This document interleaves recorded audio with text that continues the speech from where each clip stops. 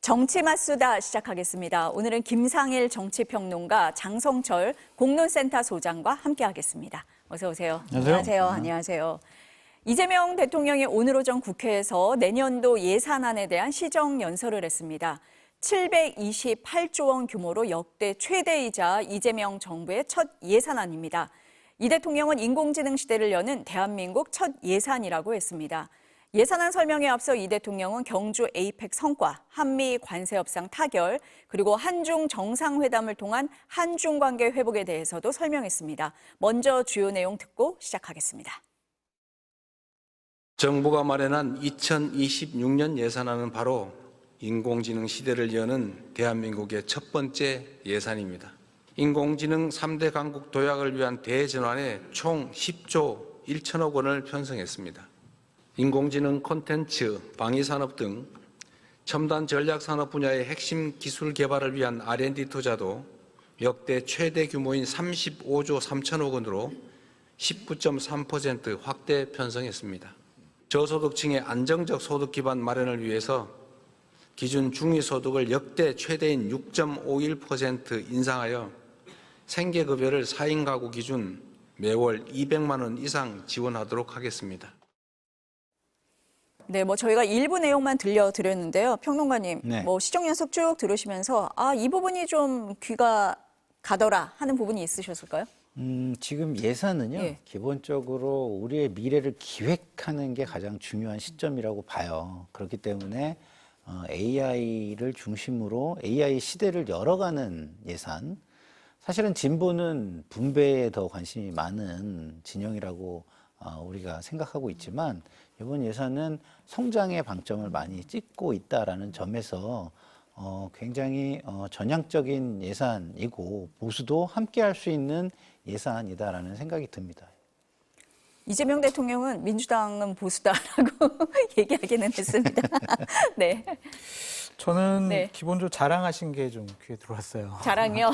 에이펙에서 예. 주요한 성과가 있었다라는 것, 그리고 한미 관세 협상 원만하게 어느 정도 좀 기업체에서 벌써 고맙다는 얘기가 나왔잖아요. 그래서 그 부분 자랑하신 거, 그리고 한중 관계 관련해서는 좀 관계가 회복된 것이 아니냐 그런 인상을 준 거거든요. 보통 지금 임기 시작하신 지 한 4개월 좀 넘었잖아요. 딱 5개월째래요, 5개월째인가요? 오늘이. 예. 그런데 저렇게 좀 자랑할 만한 거리가 생기셔가지고 시정연설 나오시는 발걸음이 좀 가벼웠을 것 같다. 좀 그런 생각이 들고 이 부분이에요. 저는 꼭 이러셨으면 좋겠어요. 약속을 지켜주셨으면 좋겠는 게 국민이 낸 세금 단 한 푼도 허투루 쓰지 않겠다. 예산이잖아요. 허투루 쓰면 안 됩니다. 그냥 국회에서 막 증액하려고 하고 우리 지역구 돈 많이 더 달라고 하고 그런 거 좀 기획재정부에서 동의 안 해줘가지고 효율적으로 미래를 준비하는 예산이 됐으면 좋겠다 그런 생각이 듭니다. 근데 이제 지금 소장님도 말씀을 하셨는데 올해 이제 지출이 그 내년도 예산안이 올해보다 이제 8% 늘어났다 이렇게 돼 있습니다. 그랬더니 국민의힘에서는 재정 건전성 얘기를 하면서 이거 포퓰리즘이다 이렇게도 얘기를 하거든요. 어떻습니까? 그 부분이 네. 걱정이 돼요. 그러니까 이재명 대통령께서 후보 시절에 빚내는 게 그렇게 어려운 거냐, 나쁜 일이냐, 그거 무식한 소리다 이런 얘기까지 하신 적이 있거든요. 그리고 지금 국채 발행이 지금 200조가 넘었을 거예요. 재정 건전성이 상당히 걱정이 많이 된다라고 말씀을 드립니다. 고정 비용이 이번에 좀 제가 강문 명세서는 자세하게 못 봐서 모르겠는데 말씀하신 것 중에 이제 생계급여 4인 가구 기준으로 매월 200만 원 이상 지원하도록 한다라는 거, 그리고 인구 감소하는 지역에 15만 원 정도 매달 지원금을 주시겠다라는 거, 근로감독관 2,000명 증원을 하겠다라는 거, 이런 것들은 고정 비용이거든요. 복지라든지 아니면 인사와 관련해 가지고 고정 비용은 나가면 줄이지를 못해요. 그래서 그런 것들을 조금 더 유익 있게 낭비성 지원금이 없는 것인지 잘 살펴보셨으면 좋겠어요. 행정 중에서 가장 쉬운 행정은 뭐냐면요, 돈 뿌리는 거예요. 그냥 돈 막 쓰는 거. 근데 가장 어려운 거는 돈을 절약해 나가면서 효율적으로 예산 집행하는 거거든요. 그래서 대통령께서는 지자체장 해보셨잖아요. 그래서 좀 돈 쓰는 거에 좀 익숙해져 있으신 것 같은데 재정 건전성 국회에서 좀 지적을 하면 아니야, 지금 과감하게 투자할 때야, 마중물 마련해야 돼, 이런 것도 오를 수 있지만 국민의힘의 재정 건전성 걱정과 관련된 지적 이것도 좀 유의 있게 들으셨으면 좋겠습니다. 평론가님이 이쪽 전문가시잖아요. 그쵸. 네, 전문가셔서 아마 좀 꼼꼼히 말씀을 해주실 것 같습니다. 어떻습니까? 재정을 우리가 마치 살림하고 비교를 하는데 국가 재정은 그렇지 않습니다. 국가 재정은 기회비용이거든요. 그래서 지금 최대한 써서 경제를 활성화시킬 수 있으면 최대한 써야 되는 게 재정인 거예요. 근데 썼는데도 경제를 활성화시킬 수가 없다라고 한다면 아껴야 되겠죠. 그렇지만 지금은 전환기적인 시대예요. 그래서 AI 시대로 국가의 산업 경쟁력이 지금 구조를 바꿔내지 않으면 위기로 갈 수 있는 때란 말이죠. 그렇기 때문에 예산을 써서라도 이 구조조정, 산업 경쟁력 확보 이런 것들은 굉장히 중요하다라는 말씀을 드리고 재정의 또 하나의 기능은 국가가 국민으로부터 걷는 이유가 뭐냐면 분배를 또 좀 약간 뭐 형평이나 공정성이나 이런 것들에 맞게 왜냐하면 우리가 자산 소득을 한번 생각을 해보세요. 국가가 개발을 해주잖아요. 제가 개발을 해서 땅값이 오르는 게 아니에요. 국가가 길을 뚫어주고 국가가 개발을 해줘서 땅값이 오르죠. 자산의 가치도 그렇게 성장하는 경우가 많고 그다음에 산업 부분도 국가가 리스크를 해칭해줘가지고 돈을 버는 경우가 많습니다. 그러면 그 사람들이 번 돈, 그 사람들에게 주어진 기회를 다른 사람에게도 돌려줘야 되는 게 또 세금과 재정의 기능이에요. 그래서 그런 양쪽 부분을 다 신경 쓴 예산이다라고 제가 말씀을 드리고요. 재정 건전성이라는 말은 되게 좋지만 이런 겁니다. 능력이 없으니까 아낀다는 거예요. 재정은 그런 겁니다. 왜냐하면 우리가 재정이라는 거는 사업할 때 레버리지하고 비슷한 거예요. 경제가 그만큼 활성화가 될 수 있다면 이거는 매몰 비용이기 때문에 매몰 비용을 써서 그만큼 기반이 확충되고 경제가 좋아진다면 이거를 레버리지로 생각하고 많이 쓰는 게 맞는 겁니다. 우리가 사업을 할 때도 레버리지를 일으키잖아요. 그 왜 그러겠어요? 이익이 있으면 그런 거잖아요. 그렇기 때문에 경제가 활성화돼서 그만큼 경제가 발전이 되고 그게 세수로 다시 돌아올 수 있는 구조를 만들기 위해 쓰는 예산이라면은 능력 있는 예산이다. 사실 다시 말해서 유능한 예산이다. 이렇게 볼 수가 있는 것이고요. 근데 그것을 실패한다면 시도는 좋았으나 능력이 부족했다로 국민들의 평가를 받게 되겠죠. 그러니까 지금은 국가에서 돈을 쓰더라도 네. 산업 구조도 바꾸고 그렇죠. 이 경제에 활력을 불어넣을 때다라는 네. 말씀이신 거고 소장님은 그렇지만 이거 국민 세금이다. 이 부분을 잊으면 안 된다라고 짚어주신 것 같습니다. 오늘 시정연설을 할 때 국민의힘이 본회의장에 들어오질 않았습니다. 내란 특검이 추경호 의원에 대해 구속영장을 청구한 데 대한 반발입니다. 대신 국회에서 규탄 대회를 열었는데요. 그 장면 보시겠습니다. 정권의 충견 조은석 특검이 어제 우리 당의 추경호 전 원내대표에 대한 구속영장을 청구했습니다. 조 특검은 추 대표에 대해서 없는 죄를 만들어서 짜맞춘 답정너식 영장을 쳤습니다. 공모도 없었는데 어떻게 내란 중요 임무 종사자로 영장을 친다는 것인지 이해할 수 없습니다. 한마디로 야당을 내란 세력, 위헌 정당으로 몰아서 해산시키고야 말겠다라고 하는 야당 탄압, 야당 말살, 정치 보복 수사이고 영장인 것입니다. 정권 규탄한다! 규탄한다! 민주당식 분노한다!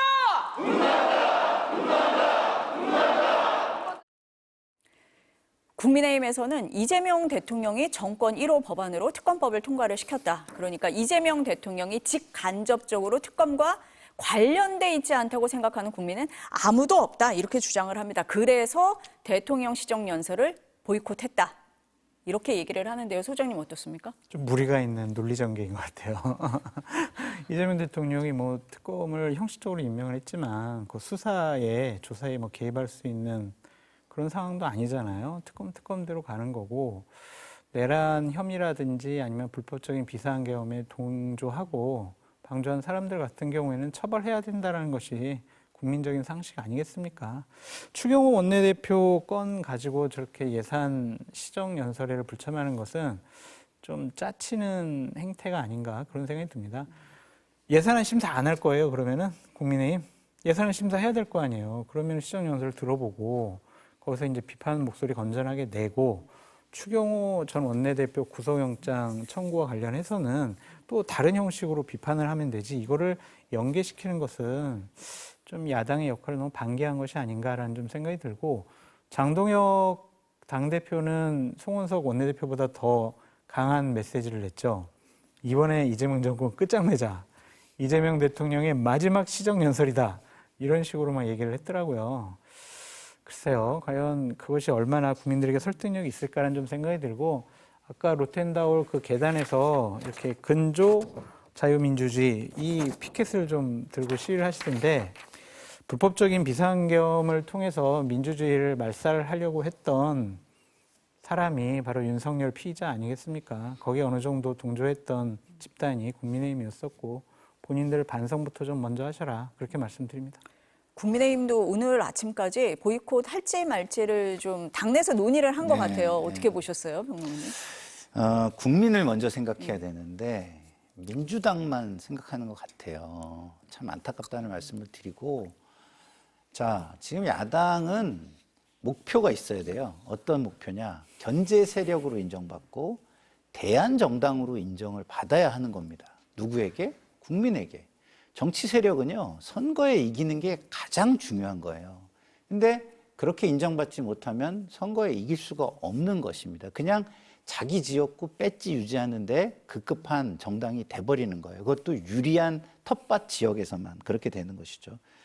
자, 추경호 원내대표 계엄 해제가 계엄 불법 계엄이라는 거를 상식적인 국민은 모두가 알고 있을 때에 계엄 해제가 가장 큰 의무였을 거예요. 그런 사명과 의무를 지키지 않는 모습, 뭔가 이상한 모습을 전 국민에게 보여줬어요. 그러면 야당으로서, 견제 세력으로서, 대한정당으로서 가려면 그것에 그런 어떤 의혹에 떳떳해지려는 노력을 스스로도 했어야 되고 그 정당에서도 했어야 됩니다. 그런데 지금은 떳떳해지려는 노력을 하나도 하지 않아요. 반성도 하지 않고 그러면은 떳떳해지려면 어떻게 해야 됩니까? 스스로 그때 있었던 거를 밝히려는 노력을 자당에서도 해야 되잖아요. 어떤 일이 있었던 것인가. 이런 일이 있었음에도 불구하고 이랬기 때문에 우리는 떳떳하다든가 이런 거 전혀 하지 않잖아요. 그러면 국민들 입장에서는 어떻게 됩니까? 지금 국민의힘이 제기하는 모든 문제보다도 한 100만 배는 더 큰 문제를 가지고 있는 집단으로 보는 거예요. 그러면 민주당에 대해서 아유 저건 잘못했네 이렇게 얘기하다가 국민의힘이 나오는 순간 대안으로 국민의힘을 볼 수가 없어지는 저기는 뭐 해주면은 불법 계엄을 다시 옹호하거나 비슷한 일을 또 벌일 수도 있는 거 아니야? 라는 불안감에 휩싸이게 하는 세력으로 남아있게 되는 것이기 때문에 지금 민주당 조금 더 비난하고 대통령 조금 더 비난하는 것은 국민의힘에게 큰 일이 아니다. 그리고 근본적인 일도 아니다라는 말씀을 드립니다. 지금 두 분 다 비슷하게 지금 지적을 해주고 계시잖아요. 국민의힘에서도 이런 비판 지적이 나오리라는 걸 예상 못하지는 않았을 것 같은데 그럼에도 불구하고 추경호 의원에 대한 구속영장 청구가 국민의힘에서 볼 때는 이거 굉장히 심각한 사안이다. 이렇게 보고 있을까요? 만약에 그렇게 보고 있다면 꿀리는 사람이 많은 거겠죠. 속으로. 뭔가. 그렇다면? 네. 그렇게 보지 않는 게 정상이라고 저는 생각해요. 왜냐하면 기본적으로 제가 계속 말씀을 드리지만 동료 의원을 좀 보호해야 된다는 건 있어요. 근데 추경호 의원도 뭐라고 합니까? 국회의원 특권을 포기하고 당당하게 나아가서 그 영장 심사를 받겠다라고 하잖아요. 그러면 받게 해주면서 오히려 그런 떳떳한 모습을 홍보해가지고 자 민주당은 나간 적 없잖아. 뭐 이런 식으로 한다든가 이래야 국민들한테 이게 더 홍보할 거리가 되고 내세울 거리가 되는 거 아니에요? 근데 그게 아니라 추경호 의원의 입장과는 아무 상관없이 마치 뭔가를 보호하려는 이미지를 자꾸 국민에게 준단 말이에요. 그럼 이건 동료 의원을 넘어서서 뭐를 보호하려고 하는 거냐. 계엄과 관련성 있는 부분을 보호하려고 하는 거 아니냐. 결국 방탄을 위해서 저런 일들을 다 벌이는 거 아니냐라는 의혹을 키울 뿐이다라는 생각이 들어요. 소장님 보시기엔 어때요? 당내에서 어떻게 볼 것 같으세요?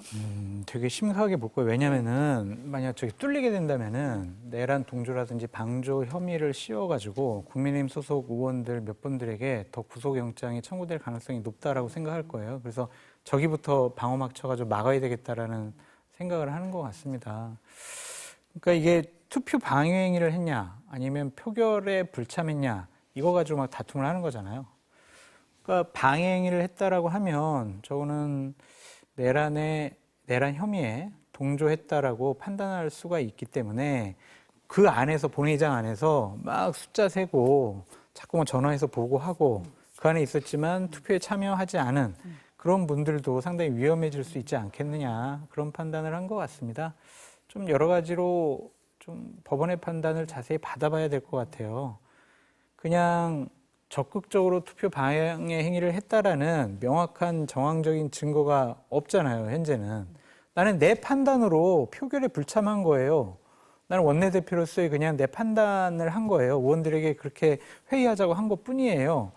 이렇게 얘기를 하면 당신은 표결에 방해한 거야라는 걸 어떻게 입증할 수 있을까? 좀 그런 생각이 듭니다. 근데 제가 좀 찜찜하게 보는 건 뭐냐면 사안은 대단히 간단한데 특검에서의 조사 시간이 대단히 길었어요. 23시간 정도 밤샘 조사했잖아요. 뭐 본인 열람 시간이 뭐 10시간 좀 넘었다라고는 하지만 조사 시간도 10시간이 넘었단 말이에요. 그럼 우리가 지금까지 알지 못하는 뭔가 명확한 증언이나 증거 자료를 특검에서 추경호 대표에게 제시를 하고 그거에 대해서 변호사들과 상의하고 해명하는 데 시간을 좀 많이 쓴 것이 아닌가. 그 부분이 있다면 그 부분을 법원에서 어떻게 판단할까. 그것이 이제 구속 여부를 판단할 것 같습니다.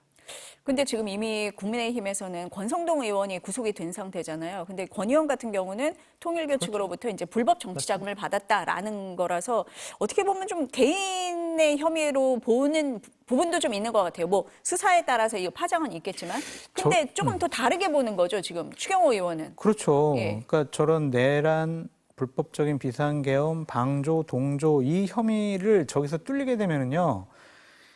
아까 말씀드린 국회의원 한 7, 8명도 함께 구속영장 청구될 수가 있고 당시에 추경호 원내대표랑 통화했던 대통령실 관계자들도 이거는 뚫릴 수가 있을 것 같아요. 그분들에 대한 수사도 본격적으로 진행될 수 있지 않을까. 그래서 바로미터 같아요. 저기서 막혀지면은 국민의힘 의원들이나 대통령실 관계자들이 더 이상 구속되거나 조사해서 처벌받기는 쉽지 않을 거고 저기서 뚫리게 되면은 뭐 굴비 엮듯이 한 10여 명 정도는 더 많이 처벌받을 가능성이 있겠죠. 그러니까 당내에서는 심각하게 저 상황을 바라보는 것 같습니다. 평론가님이 앞서서 네. 말씀을 하실 때도 이제 그 추경호 원내대표가 의총장을 뭐 여러 번 이렇게 네. 왔다 갔다 하는 과정에 지금 말씀하신 대통령실 뭐 정무수석하고도 통화하고 통화도 총리하고도 통화하고 대통령하고도 통화하고 또 비상계엄 선포 나흘 전에는 대통령하고 만찬도 했다 지금 만나고, 이렇게 네. 나오거든요. 이 정황으로 볼 때 네. 그러면은 특검이나 법원에서는 어떤 부분을 좀 판단을 할 거다 이렇게 보십니까? 그러니까 그 예, 정황이 예. 굉장히 그 뭐랄까요 연관성이 크다라고 지금 보잖아요. 그러면 그 연관성이 직접적으로 동조 행위였느냐라는 부분을 이제 입증하기 위한 것들을 들여다 보겠죠. 그래서 자 상식이라는 게 있어요. 자 아까도 말씀을 드렸지만 국회라는 것이 행정부가 계엄을 했어요. 과도한 행위를 했어요. 그러면은 삼권 분립을 왜 하죠, 우리? 행정부의 과도한 행위를 견제하라고 하는 거잖아요. 그럼 여당인데 내가 여당이니까 동조를 해. 라고 생각을 했어요. 근데 동조를 했는데 그게 불법이에요. 그러면은 그거는 당연히 단죄를 해야 되는 겁니다. 그래서 특검이 열심히 조사를 하고 있는 것이고요. 그런 부분에 대해서 아까도 말씀드렸지만 본인이 가장 떳떳하게 밝힐 수 있는 것에 나서야 돼요. 나서지 않으면 그날에 이거는 정치적인 걸 말씀드리는 거예요. 법적인 걸 떠나서 정치적으로 볼 때 그날의 그런 행동들을 국민들이 이해할 수 있을까요? 의혹이 떨쳐지지 않으면 앞으로 이 정치 세력에 대한 불안감을 떨쳐낼 수 있을까요? 제가 볼 때는 도저히 대안 세력이 될 수 없는 상황을 자꾸 이어가고 있다. 이거 떨쳐내지 않으면 국민들은요, 민주당, 아유, 저 너무하네. 아유, 권력 독점되는 거 아니야? 이러다가도 국민의힘을 딱 보면, 아이고, 저 견제하려고 여기 갔다가는 불법 계엄 이거를 면죄부를 주고 또 그런 걸 또 하라고 하는 얘기가 될 수도 있겠네? 라고 생각하기 때문에 절대 갈 수가 없다니까요. 그런 부분을 좀 생각을 해야 된다. 이런 생각이 듭니다.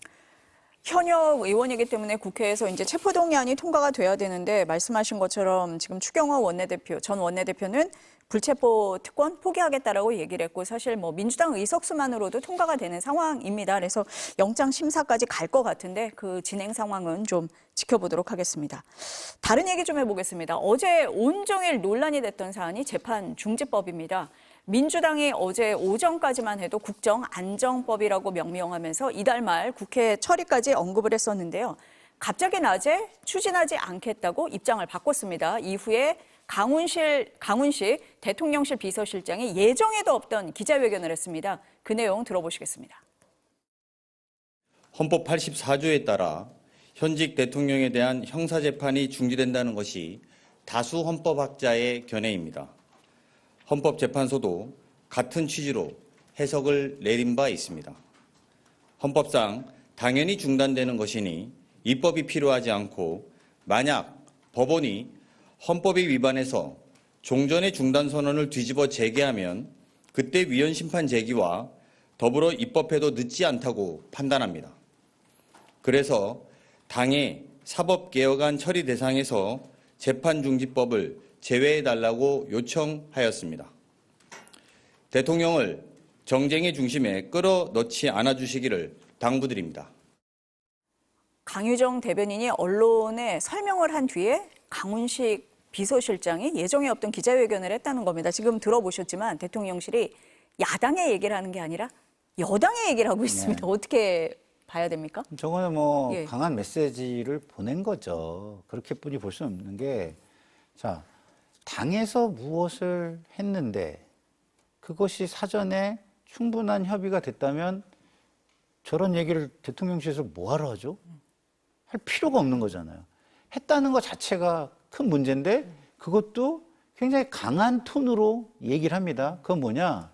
우리가 좀 열심히 해서 국민에게 우리 잘하는 걸 좀 보여주려고 하고 성공한 정부로 인정받기 위해서 노력하는데 지금 당에서 하는 건 지금 장애물 역할을 하는 거야. 우리가 안 보여. 당신들이 장애물이라. 이 얘기를 지금 하고 있는 거예요. 너무 앞서 나간다. 이게 여당은요, 정부를 뒷받침하는 거잖아요. 국정 운영을 뒷받침하는 거잖아요. 그래서 성공한 정부를 만들어서 유능하고 성공한 집권 세력이 되고 정권 재창출로 나가야 되는 거잖아요. 당에서 혼자 자기 정치만 해가지고 그게 가능하겠습니까? 성공한 정부가 안 된 상태에서 당만 무조건 자기 일을 하고 지지층에 박수받고 환호받고 이런다고 해가지고 정권이 재창출이 되겠습니까?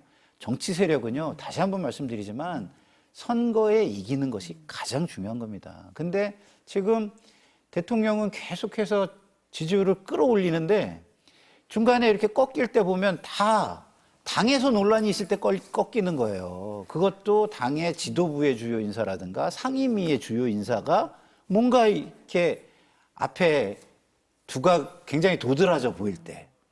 그렇기 때문에 대통령실이 답답하다 못해 이제는 제발 좀 우리랑 얘기하고 하세요. 그리고 우리가 좀 국민에게 노력하는 것이 좀 보일 수 있게 좀 만들어 주세요. 이렇게 강하게 경고한 것 아닌가 싶습니다.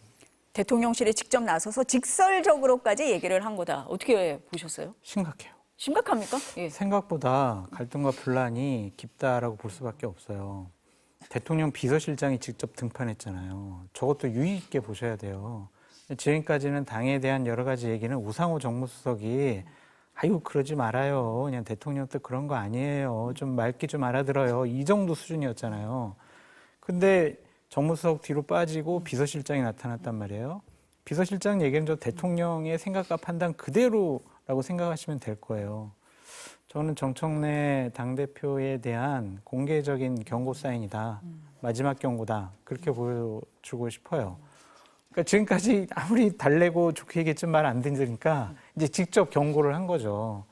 만약 저 얘기를 듣지 않는다면 이제 정말 파국으로 될 가능성이 높아 보인다. 좀 그런 생각이 들고요.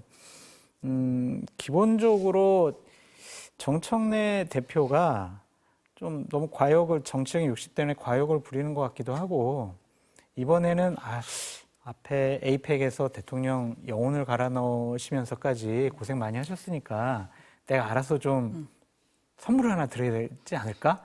그러면 대통령 재판 문제와 관련해서 신경 쓰실 테니까 그냥 우리 당에서 지저분한 거 설거지는 우리가 해야 되겠다. 그렇게 좀 과욕을 부린 것이 아닌가, 그 정도 생각이 들어요. 왜냐면은 저렇게 비서실장이 공개적으로 경고하면 와, 당과 대통령실 엄청나게 지금 갈등이 심하구나, 불신이 엄청 세구나, 이렇게 저희가 해석할 수밖에 없잖아요. 그런데 기본적으로 정청래 대표랑 어떤 합이 맞지 않는 것 같고 상호 불신이 심한 것 같고 여러 가지 믿지 못하는 부분들이 있어서 저런 것들이 오히려 대통령의 심기를 불편하게 하지 않았느냐, 좀 그런 생각이 듭니다. 그래서 정청래 대표께서는 상당히 좀 본인의 지금까지 처신에 대해서 다시 한번 되돌아보셔야 될 거예요. 제가 대통령실 참모라도 기분이 엄청 나빴을 것 같아요. 야, 이번 주는 대통령의 에이펙 성과를 가지고 쫙 세일즈 한번 해야 되겠다라고 생각을 했는데 갑자기 일요일 날 재판중지법 들고 나와가지고 시사 방송 한 켠도 재판중지법 이거 하는 게 맞아요, 틀려요? 막 이 얘기하고 있잖아요. 그러니까 엄청 화날 수밖에 없죠. 그래서 정청래 대표가 조금 눈치를 더 살피셔야 될 것 같다. 안 그러면 큰일 날 것 같다. 그런 생각도 듭니다. 그러니까 소장님은 지금 대통령실하고 조율이 없는 상태에서 민주당에서는 대통령실이 이런 거를 하면 좀 좋아할 거다라고 미리 짐작을 해서 좀 민주당에 밀어붙였을 거다라고 보시는데 평론가님은 어떻게 보세요? 저는 그렇게 그건 생각하지 아니까. 않죠. 왜냐하면 네. 누구를 위한다면 네. 그 사람의 생각을 읽어야 되잖아요. 대통령은 본인이 성공한 대통령이 되고 싶고 성공한 정부를 만들고 싶고 그걸 통해서 국민의 지지를 얻어가지고 본인의 리스크를 떨어내고 싶은 거예요. 이런 어떤 힘이나 이런 거에서 해봐야 정치 세력이 선거에 지면 그건 뒤집히게 돼 있습니다. 그런 거는 온전한 해칭의 방법 내지는 해소의 방법이 아니라고 생각을 하는 거예요. 그래서 대통령의 생각은 명확한 거예요. 나는 성공한 대통령이 될 거야. 성공한 정부가 되고 국민 통합을 이루는 쪽으로 노력한 대통령이 될 거야. 이렇게 하고 있는데 그걸 무대 위에서 막 얘기를 해서 그 사람 국민들에게 공감을 주려고 막 무대에 올라서 얘기를 하고 있는데 저쪽에서 멱살 잡고 싸우는 거예요. 그럼 국민들은 이게 들리겠어요? 싸우는 쪽을 본다? 그렇죠. 네. 멱살 잡고 싸우는 대로 모든 게 쏠리겠죠. 그죠? 다시 말해서 이거는 대통령을 위한 게 아니라 철저하게 몇몇 정치인들이 자기 장사를 하고 있는 것이다. 자기 미래를 위해서 그리고 대통령을 이용한 마케팅을 하려고 아이디어를 내는 것이지 제가 볼 때 대통령을 위한다면 대통령한테 가서 상의를 드려야죠. 제가 이렇게 하겠습니다. 이거 좀 마음에 드십니까? 이게 맞는 거지. 대통령이 하다 못해 답답해가지고 제발 그러지 마. 이렇게 되는 상황을 만드는 게 그게 대통령을 위해서 한 거겠습니까? 저는 그렇게 생각하지 않습니다. 서프라이즈 선물을 주고 싶어 했던 것 같아요. 깜짝 선물. 그동안 내가 많이 대통령 심기를 불편하게 했으니까 깜짝 짠 하고 선물 드리면은 대통령께서 좋아하지 않으실까, 그런 생각이 듭니다. 아니면 도대체 이해가 되질 않아요. 생각을 해보세요. 이런 중대한 문제, 대통령과 관련된 문제란 말이에요. 이거를 공개적으로 추진하겠다고 하면 최소한 대통령실에 저 우리 이거 하려고 하니까 좀 이해하시고 어떻게 할까요? 그래 뭐 좋아, 그냥 우리는 뒤에 빠져 있을게. 그러면은 뒤에 빠져 계시고 원론적인 입장도 내지 마세요. 우리가 그냥 야당과 싸우고 가지고 이거 이뤄낼게요. 우리 총대 매겠습니다. 이게 맞고, 대통령실에서 정청래 대표를 좀 배려해주고 인정을 한다면 저렇게 공개적으로 하진 않고 창피 준 거잖아요, 완전히. 그러지 않고 야, 대통령 큰일 났다. 대통령 화나셨는데 이거 당에서 빨리 수습해라. 이 정청래 대표 당시 결자 해제해라. 우리가 이번에도 입장 내지 않겠다. 그러니까 당에서 알아서 빨리 저거를 후퇴시키고 추진하지 않겠다고 해라. 이렇게 하는 게 맞는데 그런 거 없이 그냥 질러버리잖아요. 그러니까 이거는 서로 상당히 불신이 심하다. 그렇게 볼 수밖에 없어요. 그래서 잘 보이려고 하다가 더 밉보인 거. 그렇게 아니 해서 몇 번 이미 메시지는 이미 몇 번 갔고 우상호 정무수석이 언론에다 대고도 얘기했잖아요. 너무 부드럽게 얘기했다고 하시잖아요. 그런데 자 보세요. 그런데도 그러는 게 대통령을 위하는 것이다? 저는 그렇게 생각하는 게 아니에요. 밖에 적을 만들고 전선을 침으로써 도전자가 생기지 않게 하기 위한 방식이라고 저는 보는 거예요. 그래야지 다음 당대표 선거도 이기고 공천 본인이 해서 대권으로 나가고 이게 되는 거 아니에요. 그 사이에 도전자가 생길 수가 없잖아요. 밖에 전선을 계속 강하게 치는데. 그래서 저는 이재명 대통령을 활용해서 전선을 만들기 위한 하나의 자기 정치뿐이 안 된다라고 생각하고 그것을 대통령실이 정확히 간파하고 그러지 좀 말라고 이야기를 한 겁니다. 그리고 하나 더 네. 우리가 봐야 될 게 김병기 원내대표가 사라졌어요. 그렇죠. 이거는 원내 입법 사항이잖아요. 근데 박수현 대변인이 추진하겠다라고 하고 의미 부여를 상당히 했잖아요. 김병기 원내대표 지금까지 공개적인 목소리 지금 내고 있지 않아요. 이 부분과 관련해서는. 왜 그러겠어요? 기분 나쁜 거예요. 지금 화가 많이 나 있는 거예요. 정청래 해명해! 다시 한번 그 복도에서 소리친 것처럼 마음속으로는 그렇게 생각을 하고 있을 거란 말이에요. 그래서 지금 정청래 대표는 상당히 좀 이 사태를 수습하기 위해서 동분서주해야 된다. 안 그러면 큰일 난다. 다시 한번 그렇게 말씀드립니다. 근데 민주당에서는 그래서 우리는 추진 안 한다 이렇게 얘기를 했는데 국민의힘에서는 오늘도 이재명 대통령 재판이 다시 진행돼야 된다 이렇게 주장했습니다. 먼저 들어보시겠습니다. 공직선거법 위반 사건 재판 한 번만 하면 이재명은 대통령이 아니라 그냥 이재명으로 돌아갈 것입니다. 지난 금요일 대장동 사건 관련자 모두 중형을 선고받고 법정 구속됐습니다. 그리고 수뇌부에 승낙이 있었다고 판결문에 명시가 되어 있습니다. 이재명의 5개 재판이 재개될 수 있도록 모든 힘을 모아야 될 때라고 생각합니다. 그것이 국민의 명령입니다. 소장님 어떻습니까? 국민의힘 입장에서는 이 이슈를 계속 끌고 가고 싶어 하는 것 같습니다. 예. 당연히 야당으로서는 공격할 수단이 생겼잖아요. 저 부분에 대해서는 헌법에서 모든 국민은 법 앞에 평등하다. 그러한 큰 원칙이 있기 때문에 저것을 이슈로 삼을 명분은 있는 것 같아요.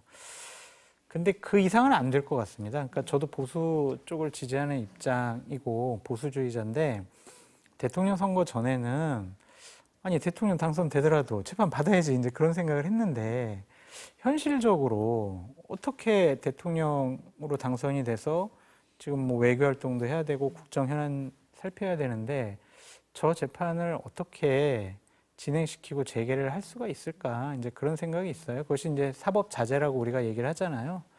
그래서 일단은 대통령에 대한 예우 차원에서 또 국민이 선택을 하신 분이고 그래서 저 재판은 중지하는 게 저는 맞다는 생각이 들고 단 민주당과 대통령실에서 퇴임 후에 재판을 받아서 유죄가 나올 것을 가정을 해서 배임죄라든지 이런 유죄가 나올 가능성이 높은 부분에 대해서 법을 재개정한다든지 저렇게 재판중지법 같은 거를 추진하려고 한다든지 이것은 하면 안 될 것 같아요.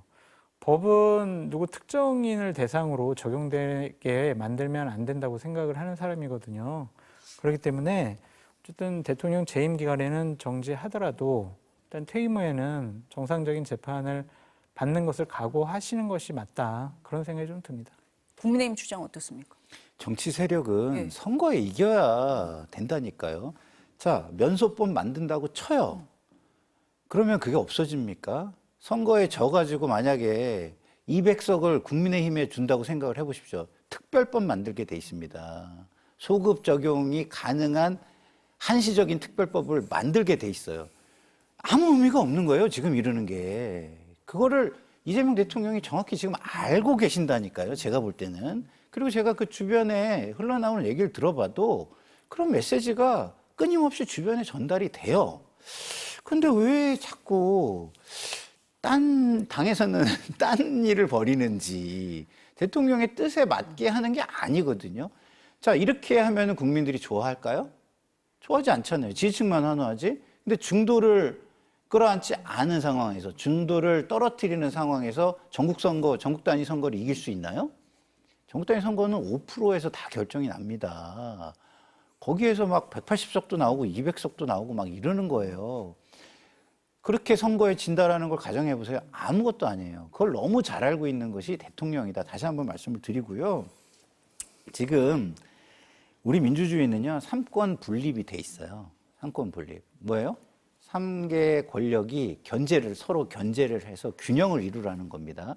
근데 이 견제를 할 때 절제를 하지 않으면 어떻게 됩니까? 남의 권한을 침범하고 남의 영역을 침범하게 돼요. 그러니까 입법을 통해서 사법을 침범할 수도 있고 행정에 침범할 수도 있고 행정의 공권력과 사법의 공권력을 가지고 입법부에 있는 사람들의 어떤 선거와 관련된 것들을 침범할 수도 있는, 우리가 이렇게 사례를 봤잖아요. 이거는요, 있으면은요, 완전히 민주주의의 근간이 무너지는 겁니다. 그래서 사법절제라는 건 절대적으로 필요한 거예요. 근데 이거를 재판을 하라고 자꾸 만약에 국민의힘이 얘기한다면 국민들이 그 의도를 모르겠습니까? 그거를 국가 미래를 위해서 한다고 생각하겠습니까? 국민의 민생을 위해서 그런다고 생각하겠습니까? 무슨 대의가 있어서 그런다고 생각을 하겠습니까? 오로지 자신들만을 위해서 주장한다는 걸 뻔히 국민들이 다 알 거란 말이에요. 근데 저런 소리 하면요, 대안 세력이 될 수가 없다니까요. 한 번 더 강조를 드립니다. 국민들이 다 판단을 할 거다라는 말씀입니다. 재판 얘기 좀 해볼게요. 윤석열 전 대통령이 지난주부터 내란 재판, 체포방해 혐의 재판 모두 출석을 하고 있습니다. 오늘도 재판에 나왔는데요.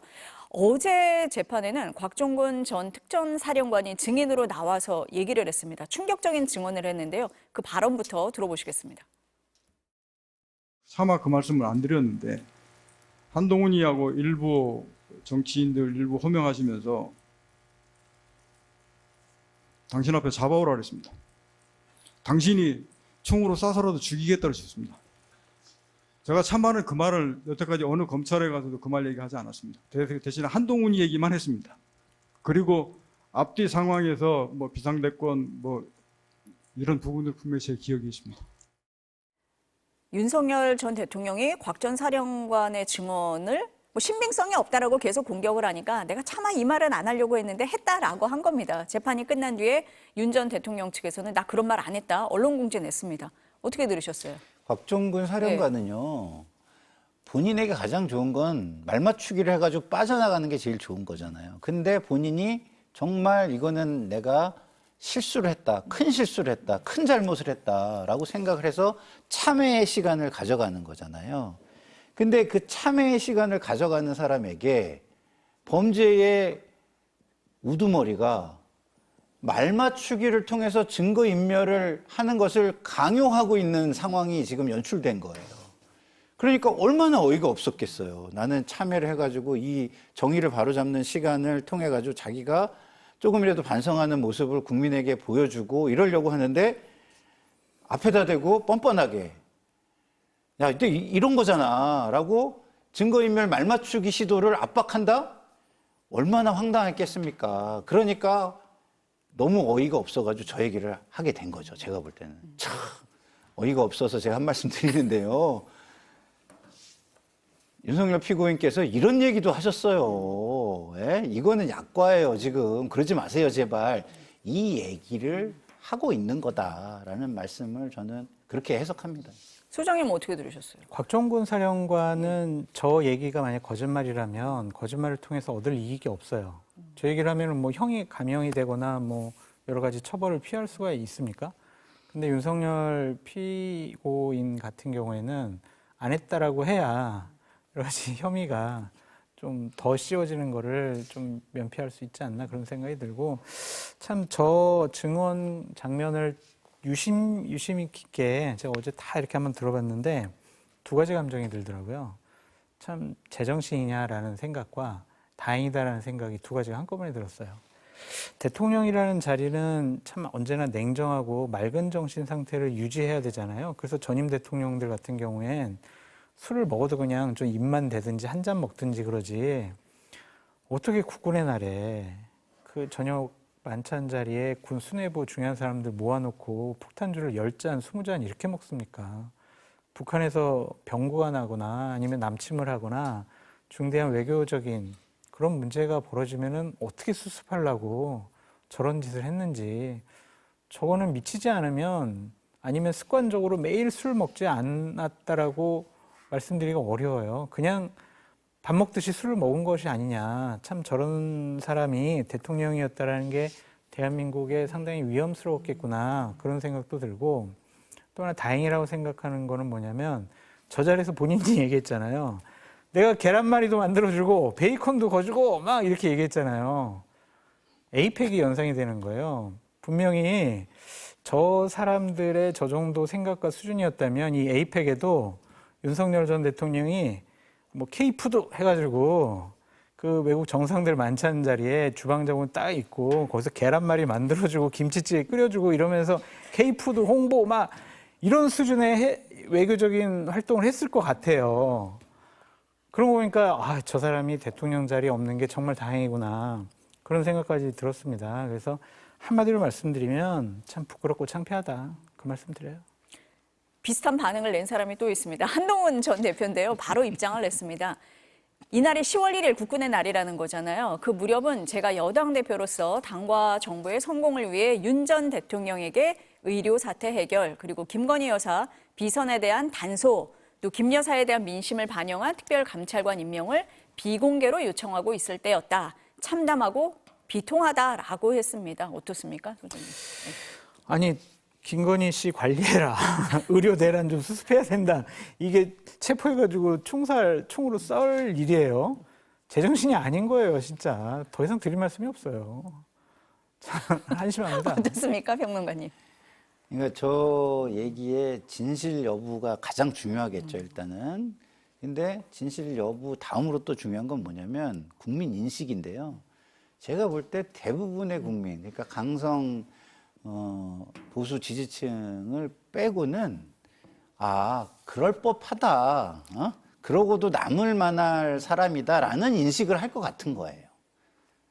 그러면 그 정치적인 후과는요, 제가 볼 때는 국민의힘이 나눠지게 돼 있습니다. 그래서 제가 오늘 뭐 여러 번 반복하는데 국민의힘은 이 부분을 빨리 해소해라. 그러지 않으면 절대 대안 세력으로 인정받을 수가 없다. 그리고 무슨 소리를 해도 국민의힘의 얘기는 뻔뻔한 모습으로 비칠 뿐이지 국민을 대신하는 말로 국민들이 여겨주지 않을 것이다 라는 말씀을 다시 한번 드립니다. 곽 전 사령관 얘기가 더 신빙성이 있다 두 분이 말씀을 하셨는데 그 홍장원 전 국정원 차장도 그 정치인 체포 명단에 한동훈 전 대표 있다고 얘기를 했었잖아요. 이 맥락이 좀 이어지고 있는 부분이 있어서 아마 이 들으시는 분들도 좀 판단을 하실 것 같습니다. 그때 사살이라는 단어도 나왔었잖아요. 맞아요. 예. 그러니까 이게 총으로 쏴 사살 이게 쭉 연결되는 것 같습니다. 누구의 말이 더 신빙성이 있는지는 아마 들으시는 분들이 모두 다 판단을 하실 것 같습니다. 오늘 두 분 말씀은 여기까지 듣겠습니다. 감사합니다.